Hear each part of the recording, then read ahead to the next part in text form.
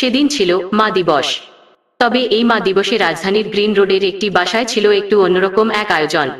সেদিন ৩৬ বছরের গৃহসঙ্গী, বাসার কাজে সহায়তাকারী বুয়া আনোয়ারা বেগমকে ফুল উপহার দিয়ে বিদায় সংবর্ধনা দিল এক পরিবার। গত ১২ই মে এই আয়োজন করেন সরকারি তিতুমির কলেজের অধ্যাপক কামরুন নাহার ও তার স্বামী অবসরপ্রাপ্ত ব্যাংক কর্মকর্তা এম শরীয়ত উল্লাহ।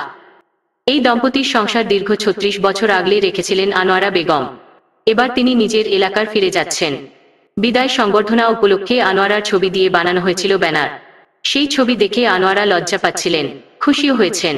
আনোয়ারা যখন রাজধানীর গ্রিন রোডের এই বাসায় প্রথম কাজ করতে আসেন, তখন কামরুন নাহারের শাশুড়ি খুব অসুস্থ। কামরুন নাহার নিজে তখন স্নাতক সম্মানে পড়ছেন, সদ্য দ্বিতীয় সন্তানের মা হয়েছেন। সব মিলিয়ে তার হিমশিম খাওয়ার মতো অবস্থা। সেই যে আনোয়ারা এলেন, এরপর পাকাপাকিভাবে কখনোই তিনি নিজের বাড়ি যাননি। ৭০ বছর বয়সী আনোয়ারা এখন তিনি আছেন খাগড়াছড়ির রামগড় উপজেলায়। সেখানে তিনি ভাইয়ের ছেলেদের কাছে আছেন। এই ৩৬ বছরে কামরুন নাহার পড়াশোনা শেষ করেছেন, বিসিএস দিয়েছেন, এক সন্তানের মাও হয়েছেন, চাকরিতে ঢুকেছেন। ফেনী, ঢাকাসহ বিভিন্ন জায়গায় চাকরি করতে গেছেন। পুরোটা সময় সংসারের সব ঝড়ঝাপটা সামাল দিতে কামরুন নাহারের সঙ্গী হয়েছেন আনোয়ারা বেগম। আনোয়ারা বেগমের স্বামী তাকে ছেড়ে গিয়েছিলেন। একমাত্র মেয়েকে অবস্থাসম্পন্ন এক পরিবারের কাছে দিয়েছিলেন। তারাই তাকে সন্তান স্নেহে লালন পালন করেছেন। সেই মেয়ের বিয়ে হয়েছে। কামরুন নাহার বলেন, আনোয়ারার জন্ম খুব সম্ভবত ভারতে ছিল। পরিবারের সঙ্গে বাংলাদেশে এসেছিলেন। বুদ্ধি প্রতিবন্ধিতা থাকায় অবহেলিত ছিলেন। এলাকায় অনেকে পাগল বলে খ্যাপাত।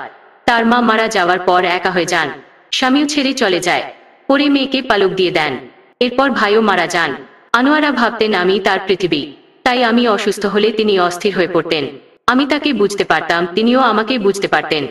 এভাবেই ৩৬ বছর কেটে গেল।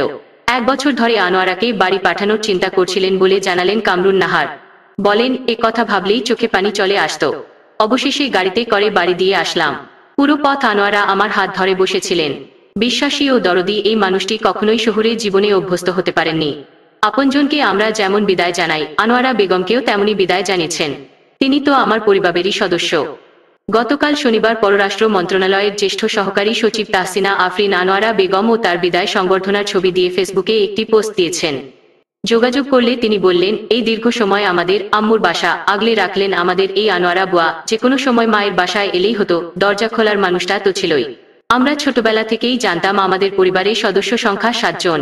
বাবা, মা, ভাই, বোন, দাদু আর বুয়া।